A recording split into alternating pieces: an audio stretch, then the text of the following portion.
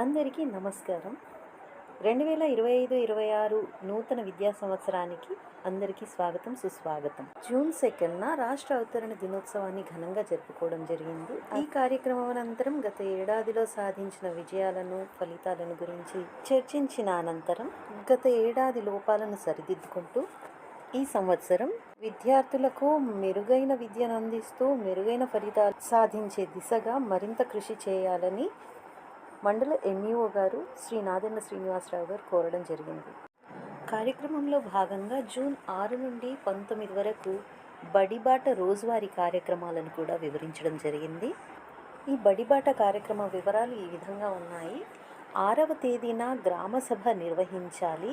ఉపాధ్యాయులు గ్రామస్తులను కూర్చోబెట్టి వారి పిల్లల్ని మన ప్రభుత్వ బడుల్లో చేర్పించాలని వారికి వివరించాలని తెలియజేశారు. 7వ తేదీన ప్రతి ఇంటిని సందర్శించి బడీడు పిల్లలను గుర్తించాలన్నారు. 8 నుండి 10వ తేదీ వరకు కరపత్రాలతో ఇంటింటి ప్రచారం, అంగన్వాడీ కేంద్రాల సందర్శన, డ్రాపౌట్ పిల్లలను గుర్తించి బడిలో చేర్పించడంతో పాటు ప్రత్యేక అవసరాలు ఉన్న పిల్లలను గుర్తించి అందుబాటులో ఉన్న భవితా కేంద్రాల్లో చేర్పించాలి. 11వ తేదీన ఈ నెల 6వ తేదీ నుంచి 10వ తేదీ వరకు నిర్వహించిన కార్యక్రమాలపై సమీక్ష నిర్వహించాలి.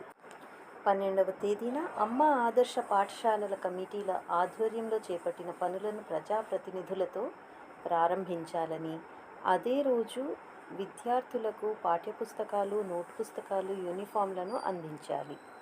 13న సామూహిక అక్షరాభ్యాసం, బాలల సభను నిర్వహించాలి. ఇక 16న FLN LIP దినోత్సవం నిర్వహించాలి. 17న విలీన విద్య, బాలిక విద్యా దినోత్సవం నిర్వహించాలి. 18న తరగతి గదుల డిజిటలీకరణపై అవగాహన, మొక్కల పెంపకం ప్రాధాన్యాన్ని విద్యార్థులకు వివరించాలి. 19న బడిబాట ముగింపు సందర్భంగా విద్యార్థులకు క్రీడా పోటీలు నిర్వహించాలని సూచించారు. ఇవేనండి జూన్ 6 నుండి 19 వరకు జరిగే బడిబాట కార్యక్రమాలు.